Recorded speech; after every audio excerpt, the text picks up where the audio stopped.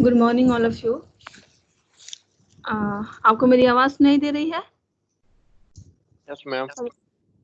अच्छा, screen sharing हो रही है? Yes ma'am. Yes ma'am. Okay, thank you. ठीक है। Today's topic is approaches for teaching of English. Okay, यानी कि जो इंग्लिश टीचिंग है उसके कौन कौन से अप्रोचेज हो सकते हैं। अप्रोचेज को यदि हम हिंदी में लेमन लैंग्वेज में बोले तो उसका अर्थ होता है कि हम कितने तरीकों से इंग्लिश पढ़ा सकते हैं बच्चों को। ठीक है, चूंकि ये एक इंग्लिश पेडागोजी का हिस्सा है तो हमें ये पढ़ना है कि हम बच्चों को यदि इंग्लिश पढ़ानी है तो उसके कितने तरीके हो सकते हैं। उसको हम लोग बोलेंगे an approach is concern with the theory of the nature of language and language learning. जहाँ पर यदि लैंग्वेज को पढ़ाने की बात हो रही है तो वहाँ पर अप्रोच का अर्थ होगा जो कि कंसर्न रखता है, जो कि मतलब रखता है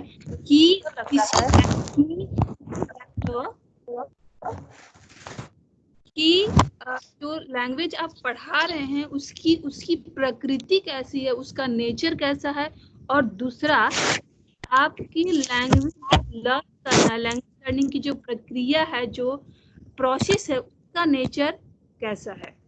आप लोग अपने अपनी माइक ऑफ कर लीजिए प्लीज।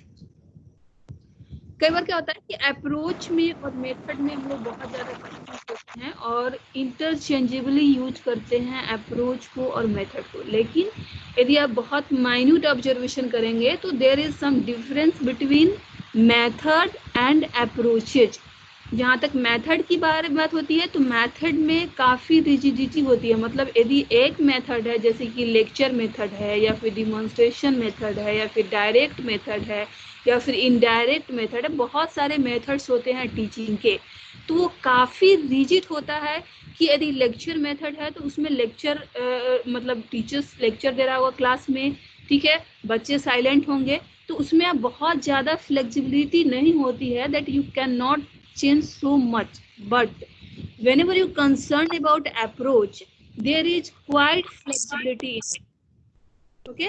मतलब आप इसमें फेर बदल कर सकते हैं, क्योंकि अप्रोच है, एक तरीका होता है, एक समझ होती है कि आप किसी भाषा के बारे के प्रकृति के बारे में क्या समझदारी रखते हैं और उस भाषा को सिखाने के बारे में क्या समझदारी रखते हैं और उसको आप कैसे डील करते हैं। तो वे डील करने के तरीके जो होते हैं वो अलग अलग हो सकते हैं, थोड़ी बहुत मॉडिफिकेशंस हो सकती है। ठीक है, तो जहाँ पर आप देख रहे हैं कि किसी भी मेथड्स की बात करते हैं तो उसमें उसके 3 पार्ट्स होते हैं, एक अप्रोच होता है, एक डिजाइन होता है, एक प्रोसीजर होता है। तो आप देख रहे हैं कि मेथड जो है वो एक ब्रॉड सेंस का वर्ड है जिसमें अप्रोचेज भी होते हैं, डिजाइंस भी होते हैं एंड प्रोसीजर भी होते हैं। तो जब कहीं यदि टीचिंग के बारे में बात हो रही है तो अप्रोच मतलब क्या हुआ, जैसे कि आपने शुरू में पढ़ा अभी देखा कि आप किसी लैंग्वेज के जो नेचर है और लैंग्वेज लर्निंग के नेचर है उससे आपका कंसर्न होता है, उसको आप कैसे डील कर रहे हैं, it's all about that. Okay, लेकिन जब डिजाइन की बात करते हैं, डिजाइन मीन्स क्या होता है कि आपने उस टीचिंग करने जा रहे हैं यदि क्लास में तो आपने उसके स्पेसिफिक ऑब्जेक्टिव्स और जनरल ऑब्जेक्टिव्स क्या डिसाइड किए हैं। आपका मतलब जो विशिष्ट उद्देश्य है और जो सामान्य उद्देश्य है उसको आपने क्या डिसाइड किया, फिर आपने कैसे डिजाइन किया कि आपकी जो क्लास होने जा रही है जिसमें आप टीच करने जा रहे हैं उसमें एक टीचर का रोल क्या होगा, फिर एक स्टूडेंट्स का क्या रोल होगा, फिर जो आप टीचिंग लर्निंग मटेरियल्स यूज करने जा रहे हैं उसकी क्या रोल्स होंगी, ये सारे डिजाइन करते हैं आप, तो ये आपका होता है डिजाइन। और प्रोसीजर मीन्स क्या होता है कि आप जब क्लास में कम्युनिकेट कर रहे होते हैं, टीचिंग कर रहे होते हैं, तो आपकी बिहेवियर क्या है, आपने कौन कौन सी स्ट्रैटेजी, जिसको हम लोग हिंदी में बोलते हैं व्यू रचना, और टैक्टिक्स यूज कर रहे हैं क्लास में बच्चों को पढ़ाने के लिए, और कैसे आप सारी चीज़ें डील कर रहे हैं, तो इसको हम लोग बोलते हैं प्रोसीजर में।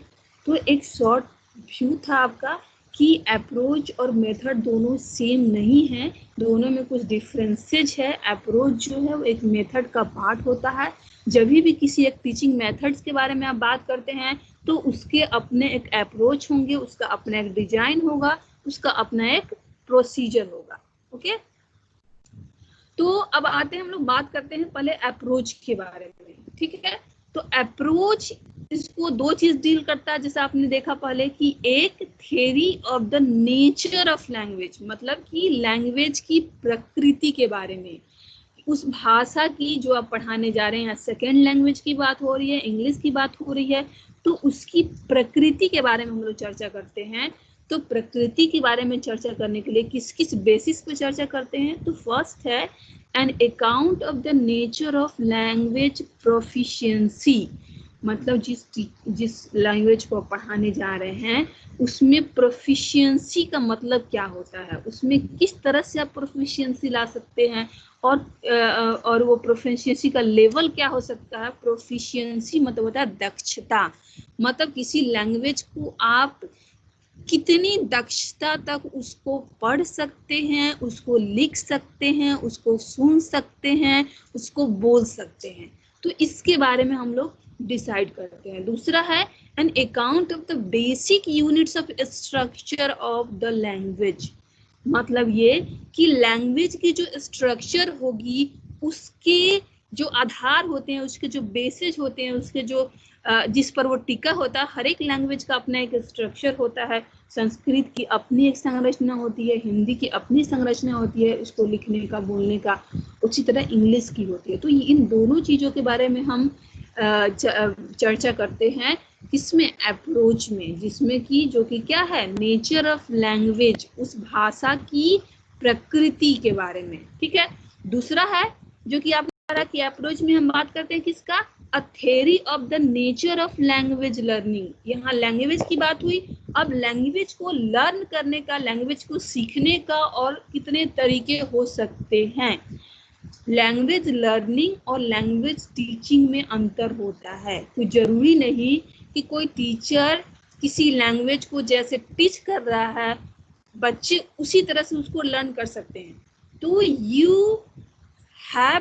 you have consideration about the language learning, मतलब बच्चे किस तरह से सीख सकते हैं, इसके बारे में हम लोग बात करते हैं, इसके बारे में हम लोग करते हैं चर्चा में। ठीक है, और फिर उसी में हम लोग नेचर ऑफ लैंग्वेज लर्निंग में बात करते हैं। जहाँ भी लर्निंग की बात होगी तो बहुत सारे थ्योरीज आएंगे, बहुत सारे प्रिंसिपल्स आएंगे। साइकोलॉजिकल थ्योरी आप लोग पढ़े होंगे लर्निंग में कि कौन कौन से थ्योरी पर बेस्ड होगा, तो उसमें हम लोग बिहेवियरिस्टिक यानी व्यवहारवादी, कंस्ट्रक्टिविस्ट थ्योरी, कॉग्निटिव थ्योरी, बहुत सारे थ्योरी आपने पढ़े हैं। तो उसके प्रिंसिपल को लागू करके हम लोग किस प्रिंसिपल को फॉलो कर रहे हैं, किस थ्योरी को फॉलो कर रहे हैं, तो अब लर्निंग की प्रक्रिया को समझने के लिए कि बच्चों में लैंग्वेज लर्निंग किस तरह से बेटर वे में हो सकता है। तो अप्रोच का मतलब ये सारी बातें हुई। ठीक है, अब हमें पढ़ना है जो आपके सिलेबस में या फिर जो होता है कि किसी इंग्लिश टीचिंग के कितने अप्रोचेज हो सकते हैं। तो पहले हम थ्योरेटिकल में जाने से पहले थोड़ा प्रैक्टिकली चर्चा करते हैं इसके बारे में कि इंग्लिश को कैसे पढ़ाया जा सकता है। ठीक है, उसके बाद में हम उसको क्लासिफाई करेंगे। तो जैसे कि बहुत सारे तरीके हो सकते हैं इंग्लिश पढ़ाने। जैसे फॉर एग्जाम्पल, यदि आप छोटे से अभी तक आपने जो इंग्लिश पढ़ा होगा, तो आपने क्या पढ़ा होगा, पहले वोकैबुलरीज याद किए होंगे, बहुत सारे शब्द, वर्ड्स, मीनिंग याद किए होंगे, इसको इंग्लिश टू हिंदी में याद किया होगा। ठीक है, उसके बाद आपने क्या याद किया होगा, कैसे जो सेंटेंस है उसको कैसे ट्रांसलेट करते हैं। तो सबों ने ग्रामर पढ़ा, ट्रांसलेशन पढ़ा, वोकैबुलरीज पढ़ी। तो ये एक तरीका हो सकता है इंग्लिश टीच करने का, इंग्लिश पढ़ाने का। दूसरा तरीका हो सकता है कि हमें वोकैबुलरीज नहीं पढ़ानी, हमें ग्रामर नहीं पढ़ानी, हमें सेंटेंस ट्रांसलेशन नहीं पढ़ानी, हमें बस एक बुक लेना है और बुक के सेंटेंसेज को बच्चों को टीच करने हैं। ठीक है, बच्चों को पढ़ाने हैं, और पढ़ाते समय भी दो तरीके हो सकते हैं। एक कि हम यदि किसी बुक को, किसी इंग्लिश के टेक्स्ट बुक को उठाते हैं और उसमें जो उसको पढ़ाने की कोशिश करते हैं, और प्रत्येक सेंटेंस में जो वर्ड्स हैं बच्चों को उसका अर्थ बताते हैं, फिर उस सेंटेंस को कैसे अरेंज किया गया है वहां पे वो अरेंज करने का तरीका सिखाते हैं।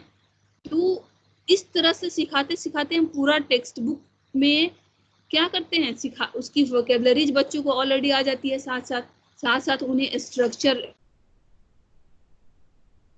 के बारे में भी जानकारी हो जाती है। तो बहुत सारी चीजें वो एक ही साथ सीखते हैं, ना कि अलग अलग वोकेबलरीज पढ़ना है, सेंटेंस का ट्रांसलेशन पढ़ना है, ग्रामर पढ़ना है, तो एक ही साथ सीख जाते हैं।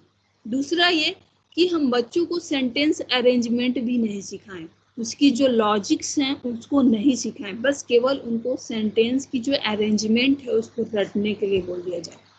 ये एक तरीका हो सकता है। जैसे कि बिहेवियरिस्ट का तरीका है, बिहेवियरिज्म जो है उसमें यही तरीका होता है कि आप बच्चों को उसके जो लॉजिक्स है सेंटेंस अरेंजमेंट के, जो वोकेबलरी के लॉजिक है उसको बिल्कुल भी नहीं सिखाना है, बस बच्चों के को बहुत सारी ड्रिलिंग करानी है, प्रैक्टिस करानी है, उसको रट्टा लगवाना है ताकि वो उन चीज़ों को रट जाए, उन चीज़ों को हैबिट में डाल ले।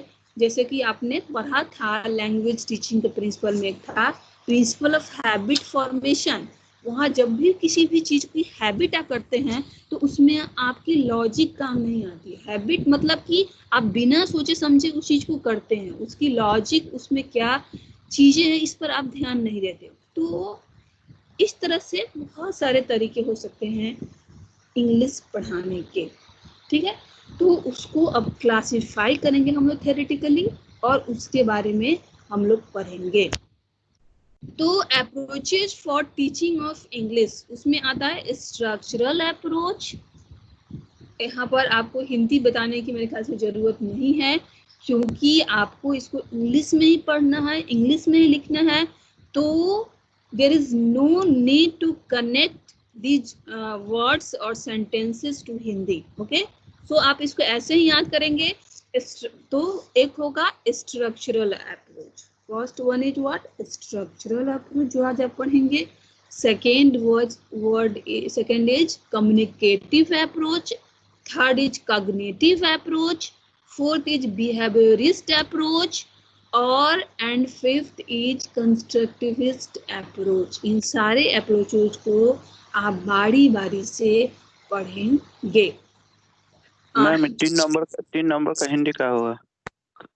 कॉग्निटिव में होता है संज्ञानात्मक, ठीक है। आप लोग साइकोलॉजी पढ़ी होगी, ठीक है, तो उसमें होता है संज्ञानात्मक अप्रोच, ठीक है। लेकिन आप लोग जब इंग्लिश यहाँ पे लिख रहे हैं तो हिंदी से मतलब ना रखें, केवल इंग्लिश याद करें, ठीक है।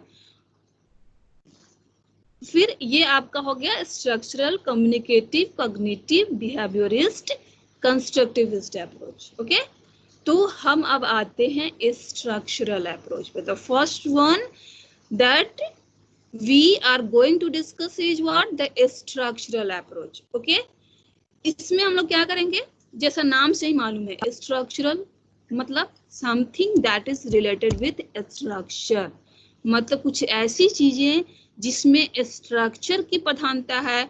Structure means what, arrangement of. यहाँ पर यदि हम लैंग्वेज में बात करते हैं तो structure means arrangement of words in a sentence, ठीक है। मतलब शब्दों को हम किसी वाक्य में किस वे में अरेंज करते हैं, किस लॉजिकल वे में अरेंज करते हैं, या फिर जो भी हमारा वे है, तरीका अरेंज करने का, उस पे आधारित जो हमारा अप्रोच होगा उसको हम बोलेंगे स्ट्रक्चरल अप्रोच। तो जैसे कि हमने जो अभी बताया था कि कैसे कैसे इंग्लिश पढ़ सकते हैं, तो स्ट्रक्चरल अप्रोच को थ्योरेटिकली जानने से पहले आप जान जाइए कि जैसे यदि क्लास में, सपोज आपकी इंग्लिश की क्लास है और मैं आपकी क्लास में आई, ओके, तो मैंने और वो मेरा फर्स्ट क्लास होगा, ओके, तो मैं आपकी क्लास में आते ही हमें नहीं जानना कि आप ग्रामर कितना जानते हैं, हमें नहीं जाना कि आपकी वोकैबुलरी कितनी है, हमने आपका बुक लिया, ठीक है, और उसके सेंटेंसेज को पढ़ के एनालिसिस करके वो सारी चीजें बताने शुरू की कि देखो यहाँ पे सेंटेंस की अरेंजमेंट ऐसी है और इस सेंटेंस में जो वर्ड्स यूज किए गए हैं उसका अर्थ ये है। ठीक है, तो इस तरह से आप वहां पे ही उस वर्ड को जानेंगे मे बी। ठीक है, आप पहले से नहीं जानते होंगे और एक टीचर ये मान के भी चल रहा है कि आप पहले से नहीं भी जानते हैं तो आप वही उस वर्ड को जानेंगे। आपने उस जो आपकी जो चैप्टर होगी उस टेक्स्ट बुक की, तो उसमें सेंटेंस को कैसे अरेंज किया गया है, किस सेंटेंस को कैसे लिखा गया है, ये टेक्निक बताना है। ठीक है, और हमें नहीं पता आप ट्रांसलेशन जानते हैं या नहीं, हमें नहीं पता कि आपने ग्रामर कितना पढ़ रखा है। ओके, तो ये सारी चीजें हम स्ट्रक्चरल अप्रोच, जब भी ऐसी कोई टीचर क्लास में पढ़ा रहा है, that means he is using structural approach of teaching English या फिर इंग्लिश टीचिंग। ओके, अब इसको पढ़ते हैं। It is based on the belief that language consists of structure and that the mastery of the structure is more important than the acquisition of vocabulary। जैसे बहुत लोग क्या होते हैं कि वोकेबलरी पे ज्यादा एम्फेसाइज करते हैं कि बच्चों को इंग्लिश पढ़ानी है, इंग्लिश सीखनी है, तो उनका जो वर्ड पावर है वो बहुत ज्यादा स्ट्रांग होना चाहिए, उनका जो वर्ड का जो नॉलेज है वो काफी ज्यादा होनी चाहिए। लेकिन जो स्ट्रक्चरल अप्रोच वाले जो लोग होते हैं उनका मानना होता है कि आपको जो सेंटेंस की स्ट्रक्चर्स है उस पर यदि आप मास्टरी करते हैं तो आप उस लैंग्वेज में क्वाइट प्रोफिशिएंट हो जाते हैं, उसकी प्रोफिशिएंसी आपको आ जाएगी, नो मैटर आपकी वोकेबलरी कितनी बिल्डअप हुई है। ठीक है, तो यहाँ पे एक्विजिशन ऑफ वोकेबलरी मतलब कि किसी शब्द को सीखने से ज्यादा सेंटेंस अरेंजमेंट पे ज्यादा ध्यान दिया जाता है कि सेंटेंस को कैसे अरेंज किया गया है, because structure is uniqueness about a language. किसी भी लैंग्वेज को, लैंग्वेज का मतलब ही क्या होता है कि आप बहुत सारे वर्ड्स को एक लॉजिकल तरीके में बोल रहे हैं ताकि आप अपने विचारों को, अपने इमोशंस को आप एक्सप्रेस कर पाए।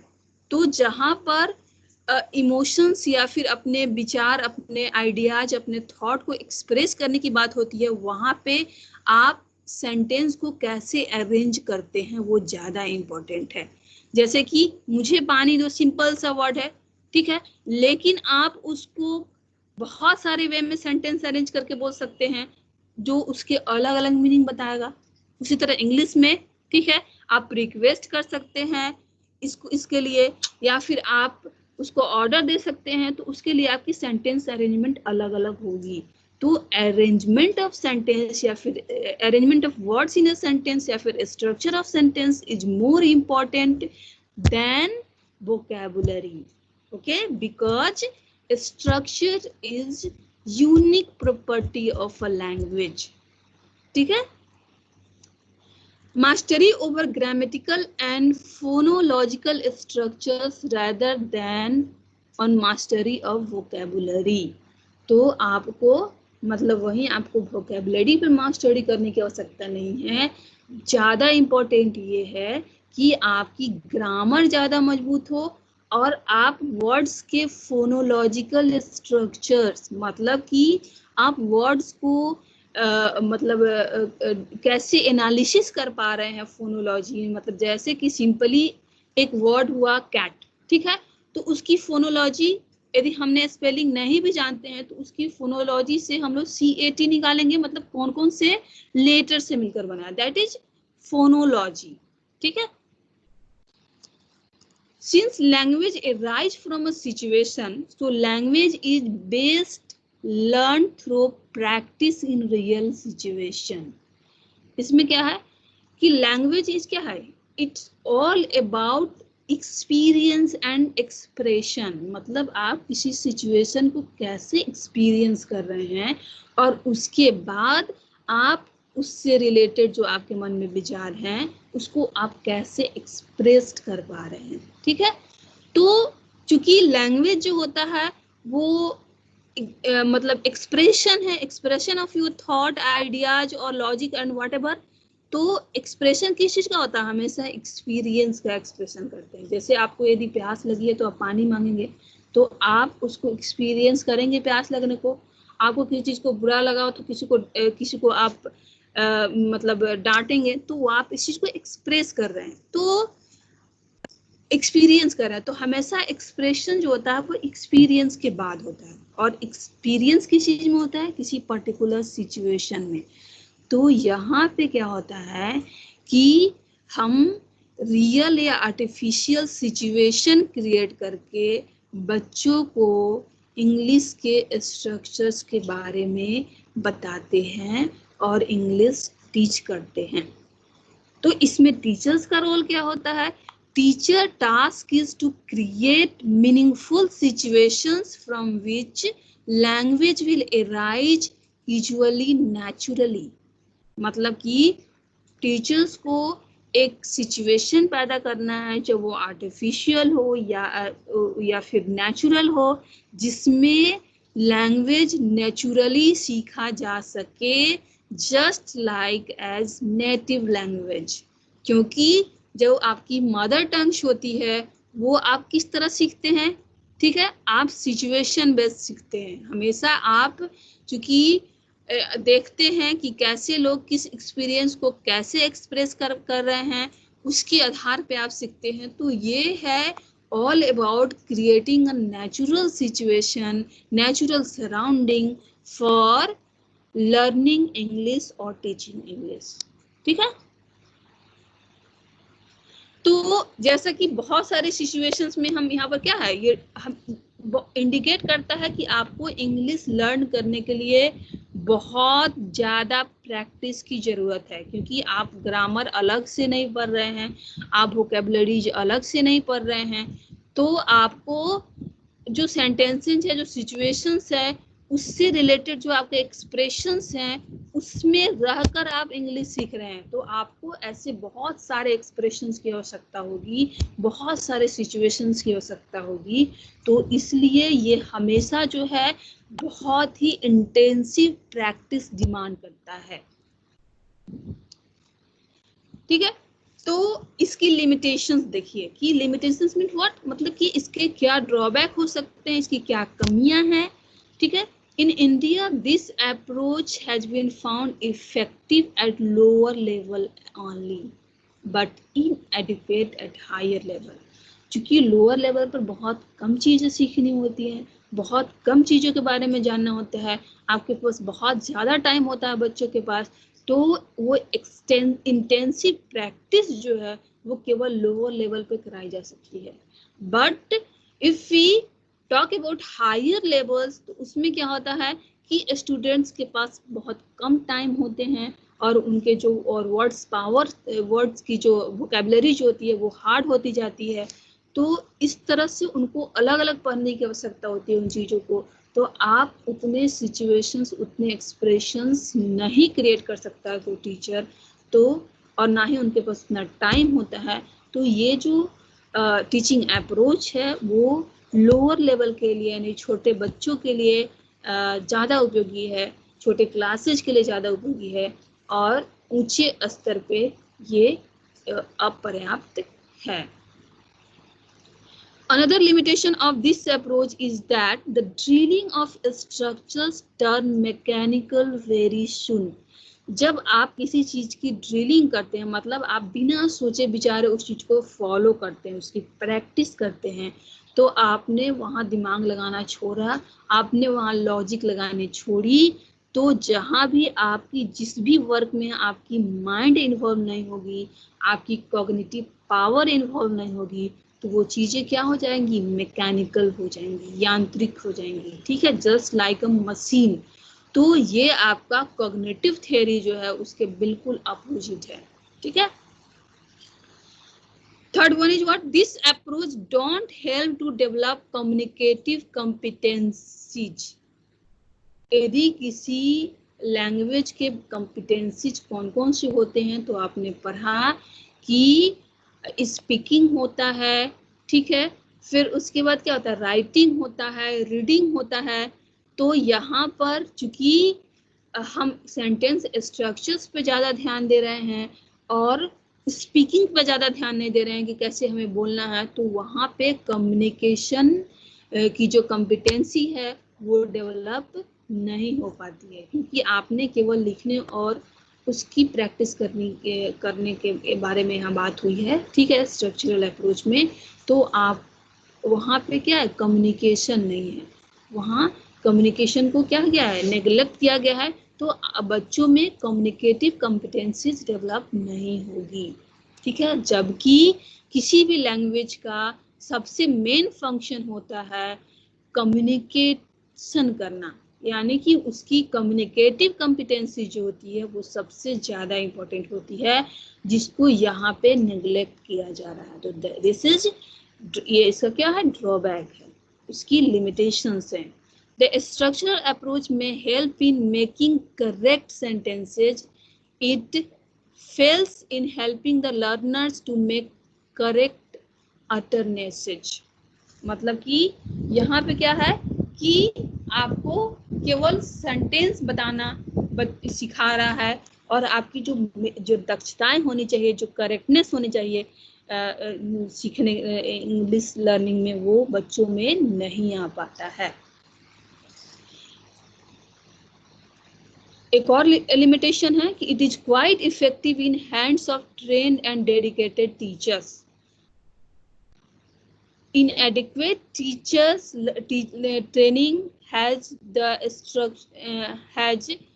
been the cause of the setbacks the structural approach has suffered in India। चूँकि इंडिया में क्या है कि बहुत ज़्यादा टीचर्स ट्रेनिंग जो होती है, उसमें जो पेडागोजी होती है, यदि इंग्लिश पढ़ाई जाती है उनको, तो उसको बहुत ज़्यादा उनको दक्षता पूर्वक नहीं सिखाया जाता है। तो ये एक बहुत बड़ा सेटबैक होता है, क्योंकि वही लोग क्या होता है, टीचर बनते हैं, तो वो इंग्लिश की जो टीचिंग स्किल होती है वो नहीं कर पाते हैं। इसमें क्या बहुत ज़्यादा प्रैक्टिस की आवश्यकता होती है, ठीक है, जो कि टीचर्स ट्रेनिंग में उतने ज़्यादा प्रैक्टिस उनको नहीं दी जाती है। तो इस कारण से वो क्या होता है, आगे भी इस स्ट्रक्चरल अप्रोच को कर पाने में, बच्चों को उस विधि से पढ़ा पाने में सक्षम नहीं होते हैं। अब थोड़ी सी हम लोग समरी देखते हैं। स्ट्रक्चरल अप्रोच को हमने बहुत पढ़ा, लेकिन उसके मेन पॉइंट्स को के तरफ थोड़ा ध्यान देते हैं। क्या क्या है कि sentence structure are more important. यहाँ पर आपने पढ़ा कि जो सेंटेंस है उसकी स्ट्रक्चर ज़्यादा इम्पोर्टेंट है rather than vocabulary। Okay, second one, useful for lower classes, ठीक है, हायर क्लास के लिए ये क्या है, इनएडिक्वेट है। इसकी लिमिटेशंस हैं कि ये केवल लोअर क्लासेस के लिए ही ज़्यादा यूजफुल है। Emphasis on speech and ample practice. यहाँ पे क्या है कि बहुत ज़्यादा ड्रिलिंग की आवश्यकता होती है और बहुत ज़्यादा प्रैक्टिस किया जाता है। तो इस तरह से क्या होती है कि कॉम्पिटेंसीज ज़्यादा विकसित होने की संभावना रहती है, क्योंकि जब भी हम किसी स्किल के बारे में बात करते हैं, चूँकि लैंग्वेज टीचिंग और लैंग्वेज लर्निंग एक स्किल है, तो जहाँ भी हम स्किल के बारे में बात करते हैं, दक्षता के बारे में बात करते हैं, वहाँ हमेशा प्रैक्टिस ज़्यादा इम्पोर्टेंट होता है, क्योंकि आप जितना प्रैक्टिस करेंगे आप उन चीज़ों में ज़्यादा स्किल्ड होंगे। तो यहाँ पर चूँकि प्रैक्टिस पर ज़्यादा एम्फेसाइज किया जा रहा है, तो ये एक तरह से सही तरीका हो सकता है आपको लैंग्वेज लर्न करने का या फिर लैंग्वेज टीच करने का, ठीक है। Stresses habit formation. यहाँ पर क्या है कि आप जब किसी चीज़ों को बहुत ज़्यादा प्रैक्टिस करते हैं, तो कहीं ना कहीं आप उसको हैबिट बनाने के लिए प्रैक्टिस करते हैं।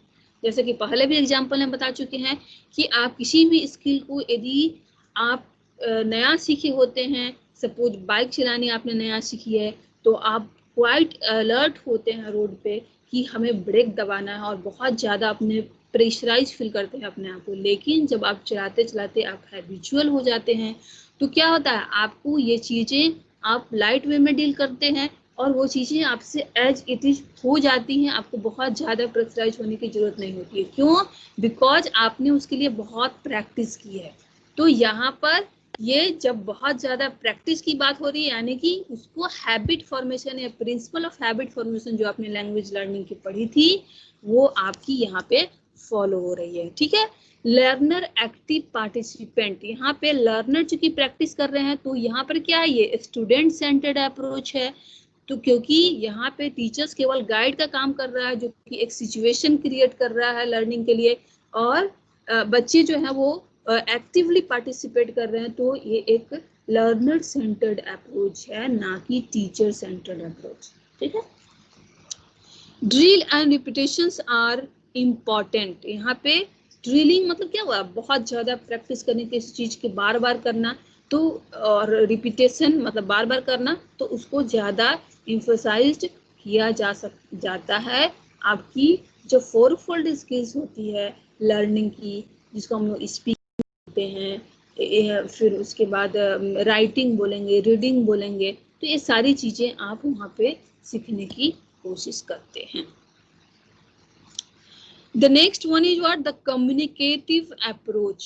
कम्युनिकेटिव अप्रोच जैसा वर्ड से आपको लग रहा है कि कम्युनिकेशन, जो कि ड्रॉबैक था स्ट्रक्चरल अप्रोच में, कि बच्चों को कम्युनिकेट करने का मौका नहीं मिलता था, तो वो उस ड्रॉबैक को दूर करने के लिए एक अप्रोच आया, द कम्युनिकेटिव अप्रोच। ठीक है। Communicative approach to teach English is organized on the basis of certain communicative functions such as, मतलब इसमें आप इसके बारे में थोड़ा जान लें कि कम्युनिकेटिव अप्रोच जब अपनाया जाता है, इसका मतलब कि आपको बहुत सारे कम्युनिकेटिव जो सिचुएशंस हैं उसको दिए जाते हैं। जैसे कि आप किसी चीज़ को एपोलोजाइज करना है तो आप किस तरह से करेंगे, किसी चीज़ को डिस्क्राइब करना है, उसका वर्णन करना है तो कैसे करेंगे, किसी को इनवाइट करना है तो आप कैसे करेंगे, किसी को प्रॉमिसिंग बातें मतलब बहुत शाबाशी देना है तो उसको आप कैसे एक्सप्रेस करेंगे, उसको कम्युनिकेट कैसे करेंगे, तो वो सिचुएशंस पैदा किया जाता है और उसको कम्युनिकेट करने के आप में क्षमता डाली जाती है। ठीक है। It explains the language in terms of the function it performs. Language का फंक्शन क्या होता है? Communication, only communication.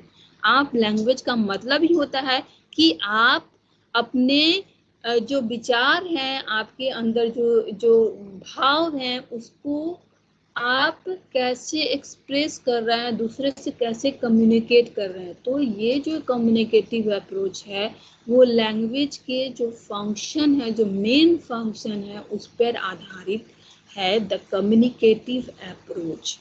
This approach does not ignore the role of grammar in the process of language. चूंकि आप यहाँ पर पढ़ रहे हैं एपोलोजाइजिंग सेंटेंस का अपना एक अरेंजमेंट होगा, डिस्क्राइबिंग जब आप डिस्क्राइब करेंगे किसी चीज को तो उसकी सेंटेंसेस की अलग अरेंजमेंट होगी, आप किसी को इनवाइट कर रहे हैं तो उसकी अरेंजमेंट अलग होगी। ठीक है। आप किसी को शाबाशी दे रहे हैं, आप अपने दुख व्यक्त कर रहे हैं, तो उन सारी चीजों में सेंटेंस के अरेंजमेंट अलग होगी। तो आप लॉजिकली कैसे सेंटेंस को अरेंज कर पा रहे हैं, तो यहाँ ग्रामर की हेल्प ली जाती है। तो मतलब कि इस प्रोसेस में आप ग्रामर को इग्नोर नहीं कर रहे हैं। ठीक है। But it insists that the grammatical rules are useless unless they are applied to real life situations. जो ये apologizing, describing, inviting, promising, ये सब सारी चीजें क्या हैं? आपकी रियल लाइफ सिचुएशंस हैं एक टाइप के। ठीक है। ये सिचुएशंस आपको रियल लाइफ में हैंडल करने होते हैं। तो आप ग्रामेटिकल रूल्स को उन सिचुएशंस में जब तक आप यूज नहीं करेंगे तब तक क्या है, ग्रामर का कोई वैल्यू नहीं है। यही चीज यहाँ बताई गई है कि यहाँ पे ग्रामर को इग्नोर नहीं किया जाता है, लेकिन ग्रामेटिकल जो लॉ है, जो ग्रामर्स के रूल हैं, उसको रियल लाइफ सिचुएशंस में कैसे यूज किया जाएगा, इस चीज पे ज्यादा तरजीह दी जाती है।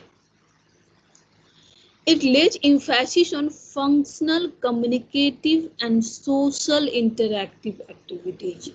ये functional मतलब जो लैंग्वेज का काम है, कम्युनिकेटिव मतलब आइडियाज को कम्युनिकेट करना, एक दूसरे से साझा करना, ठीक है, संचरित करना, एंड सोशल इंटरेक्शन पे एक्टिविटी पे आधारित है, मतलब अंतःक्रिया। आप कैसे टॉक करते हैं अपने एक्सप्रेशन के बारे में, लोगों से कैसे कम्युनिकेट कर रहे हैं, कैसे इंटरेक्ट कर रहे हैं, इन सारी चीजों पे आधारित होती है। It also lays emphasis on the semantic aspects of the language. Semantic aspects, जहाँ भी आप ग्रामर यदि सिमेंटिक मतलब क्या हुआ, कोई सेंटेंस कैसे अरेंज्ड है, उसकी अरेंजमेंट किस तरह से की गई है, तो इस पर भी यहाँ पे एम्फेसाइज किया जाता है. In order to improve the ability of reading comprehension, it is essential that the learners know the semantic aspect of the language. ठीक है, मतलब ये कि आप अंडरस्टैंडिंग बच्चों में लैंग्वेज में अंडरस्टैंडिंग लेवल की उनमें लर्निंग तभी हो सकती है जब बच्चे उसके सिमेंटिक एस्पेक्ट के बारे में उस लैंग्वेज के संरचनात्मक जो संदर्भ है उसके बारे में समझे. ठीक है, अब कम्युनिकेटिव अप्रोच के बारे में थोड़ा सा जो हमने पढ़ा विस्तार से उसको शॉर्ट में करते हैं कि इसमें क्या क्या है. इसमें टीचर्स के रोल पहले देखते हैं कि टीचर्स के रोल क्या है. तो टीचर्स के रोल है जैसे वहां पर सिचुएशन अरेंज कर रहा होता है किस अप्रोच में, स्ट्रक्चरल अप्रोच में. यहाँ पे क्या होता है, to facilitate the communication process between all participants in the classroom. वो क्लासरूम में एक डिस्कशन अरेंज करता है ताकि बच्चे जितने भी पार्टिसिपेंट्स हैं वो कम्युनिकेट कर पाए. ठीक है, and between these participants and various activities and text. और इस क्रम में बहुत तरह की सिचुएशन बच्चों को देता है और बहुत तरह की एक्टिविटीज करवाता है. मतलब यहाँ पर ड्रिलिंग भी हो रही है. ठीक है, फिर to act as an independent participant within the learning teaching group. और एक स्वतंत्र पार्टिसिपेंट के तौर पे वो उस ग्रुप में होता है जो कि बहुत सारे प्रॉब्लम्स भी सॉर्ट आउट करता है, ग्रुप के कम्युनिकेटिव प्रॉब्लम्स, और बहुत सारी चीज़ें बच्चों को गाइड करता है. ठीक है, कम्युनिकेटिव अप्रोच को अब थोड़ी समरी पढ़ते हैं. इसमें क्या है, develop speech habits of the students. यहाँ पे चूंकि कम्युनिकेशन है जो फंक्शनल अप्रोच है किसी लैंग्वेज का, उसके बारे में ज़्यादा वैल्यू दी जाती है. तो बच्चे जो हैं वो अंग्रेजी बोलना सीख पाते हैं due to communicative approach of English teaching. It stresses most of the skill of language. मतलब किसी लैंग्वेज के जितने भी स्किल्स होते हैं जैसे रीडिंग, राइटिंग, स्पीकिंग. ठीक है, तो इन सारे अप्रोच पर एम्फसाइज किया जाता है. इसमें स्टूडेंट सेंटर्ड होता है, ये कराई जाती है, तो ये भी एक स्टूडेंट या चाइल्ड सेंटर्ड अप्रोच है. फिर activities are important just like structural approach. यहाँ भी जो एक्टिविटीज हैं, जो बच्चे जो एक्टिविटीज कर रहे हैं उसको उसको ज़्यादा एम्फसाइज किया जाता है. Teacher is facilitator, manager, guide. Structural approach की तरह भी टीचर्स क्या है, एक फैसिलिटेटर का काम करता है जो कम्युनिकेशन जो प्रोसेस है, बच्चों में जो कम्युनिकेटिव एक्टिविटीज है उसको लीड करता है, उसको गाइड करता है, उसको मैनेज करता है. No interference of grammar. ठीक है, तो यहाँ पे ग्रामर को बहुत ज़्यादा इग्नोर नहीं किया जाता है. Functional side of language is important, क्योंकि लैंग्वेज का फंक्शनल साइड ही होता है कि उसको कम्युनिकेटिव. तो इसलिए यहाँ पर चूंकि कम्युनिकेटिव अप्रोच में कम्युनिकेशन को जरिया बनाया जाता है लैंग्वेज लर्न करने का, सीखने का, तो ये उसके जो फंक्शनल साइड को इससे ज़्यादा एम्फसाइज करता है. तो आज के लिए यही रहने देते हैं. नेक्स्ट क्लास में आगे भी जारी रहेगा जो बाकी कॉग्निटिव अप्रोच और अप्रोच बाकी है, और नेक्स्ट क्लास में